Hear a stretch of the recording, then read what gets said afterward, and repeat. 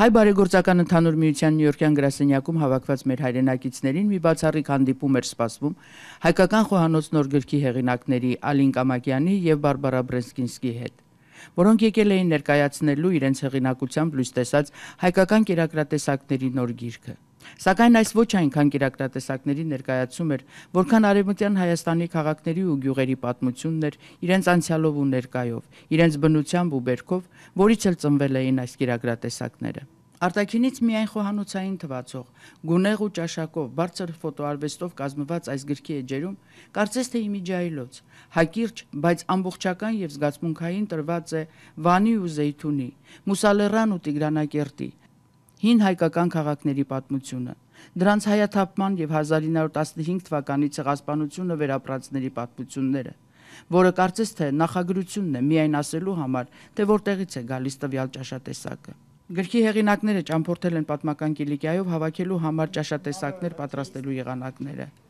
Խոհարար կանայք, որոնց հանդիպել են տարբեր վայրերում, պատմել են իրենց գերդաստանների պատմությունը, որը եւ մեր ազգի հավաքական պատմությունն է։ Մեկը մյուսին լրացնելով եւ տեսասալիկների օգնությամբ Ալինն ու Բարբարան ավարտեցին ներկայացումը, որից հետո ցուցադրեցին երկու տարբեր հայկական աղցանների պատրաստման ձևը, ամենայն մանրամասնությամբ, նախորոք իրենց հետ բերված մթերքներով։ Իսկ վերջում հավաքվածները վայելեցին այդ չափազանց համեղ հյուրասիրությունը։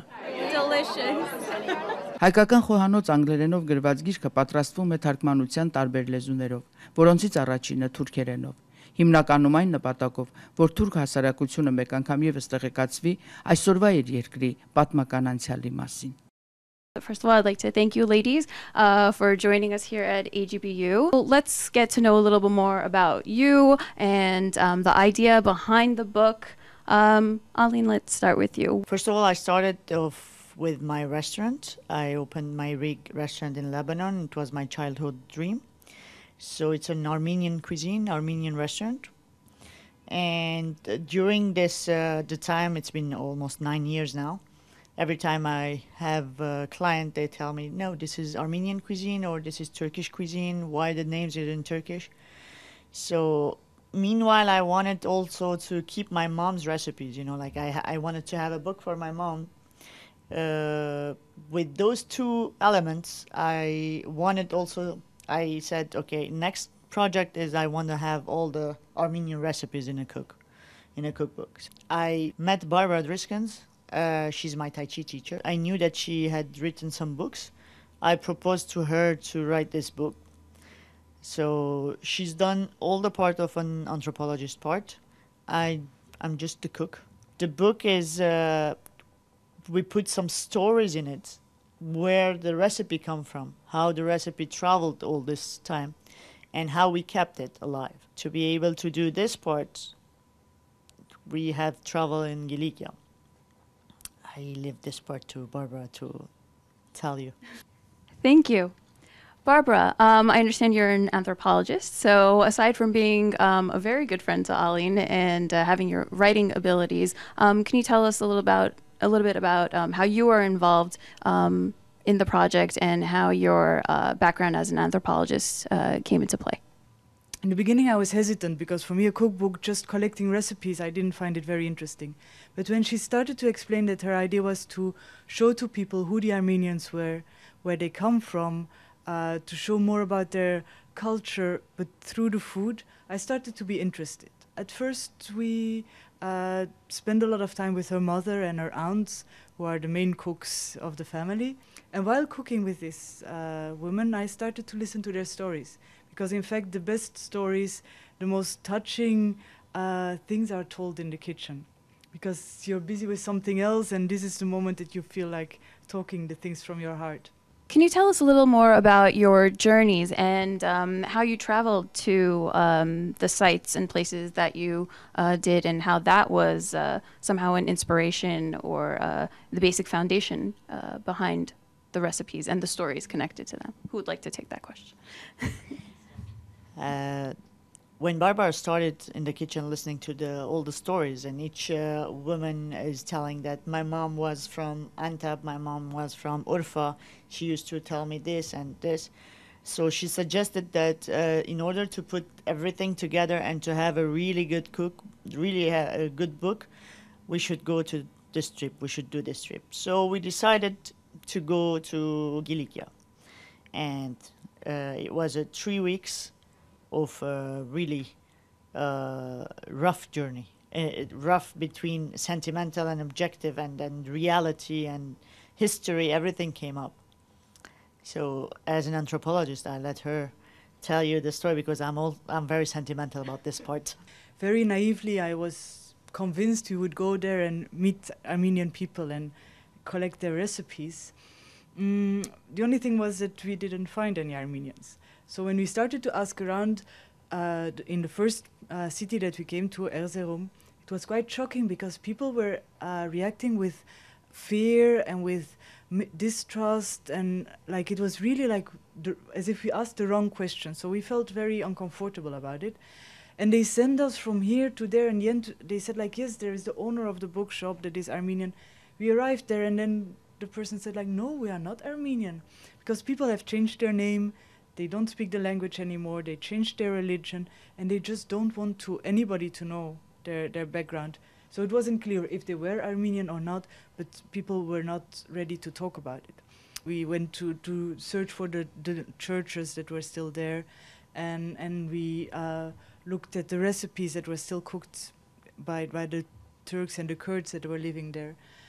And also this was quite shocking because we went to these beautiful churches that was really everything written in Armenian inside, so it's clearly an Armenian church. And then outside there was this signboard as if it was a scientific explanation saying like Georgian church.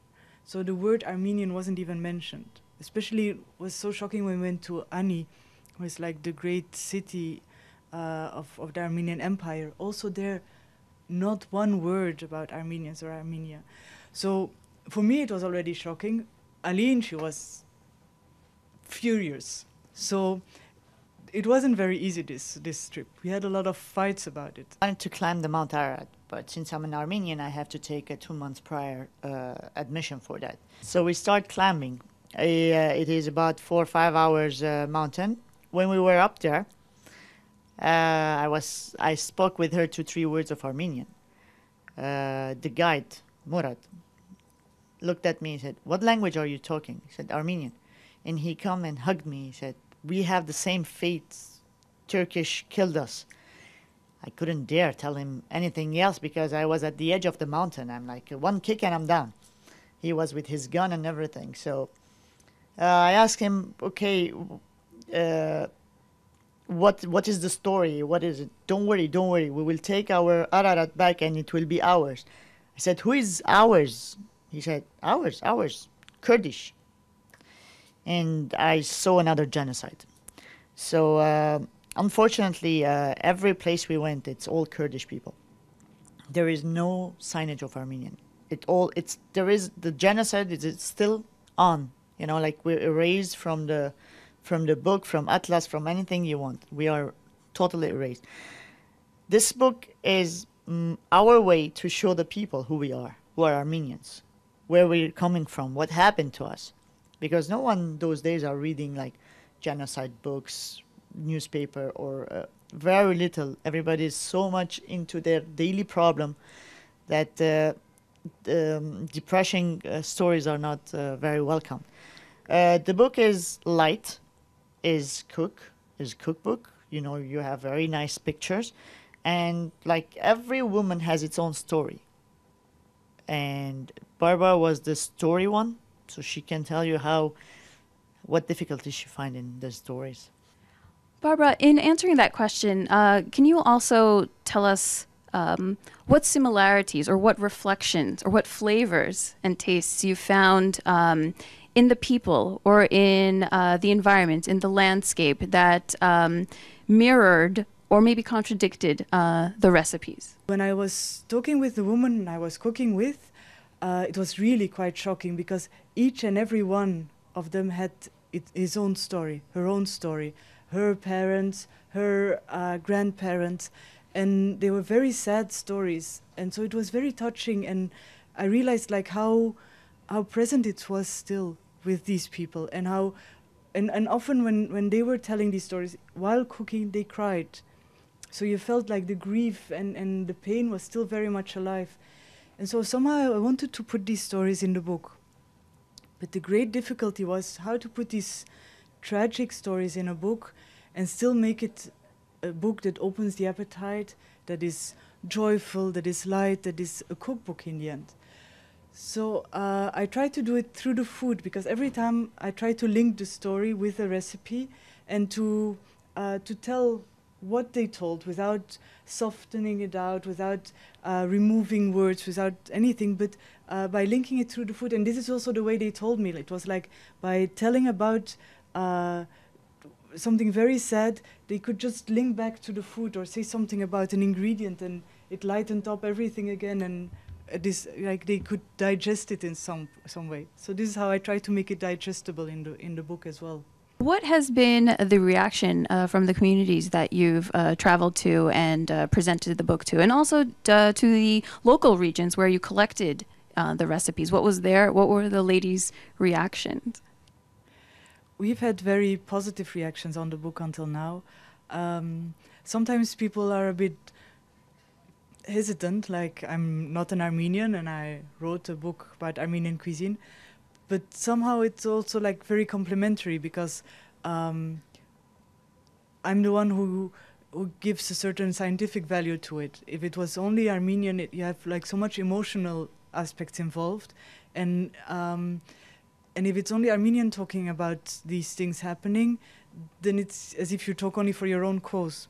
While for me, we had a lot of fight about things, because sometimes Aline came with stories that I said, like, yes, but I cannot put it if I don't have the proof of it. So I went back to the books and I did a lot of research to verify the details. So in this aspect, we complemented each other very well. And I think somehow this is what people feel when they see the book or when they hear us talking about things. So until now, like, very good reactions, yes. The nice part that we received lots of emails and lots of telephone calls, and if Armenians, it was totally different, Armenian reaction and non-Armenian reaction. Armenians used to hug me and tell me, wow, I read my mother's story in it, my cousin told me this, or, they're remembering the stories. Or thank you, this is really, it's an Armenian ambassador, this book, this kind of thing. And non-Armenians saying, wow, it's really the first time we're looking as this level, or as this much details, or we're getting the Armenian story out of your book. Thank you, Aline. Thank you, Barbara. Thank you very much for putting all this effort into collecting all these stories and these recipes, and I can't wait to go home and test them out. And I hope that our viewers will do so too. Thank you.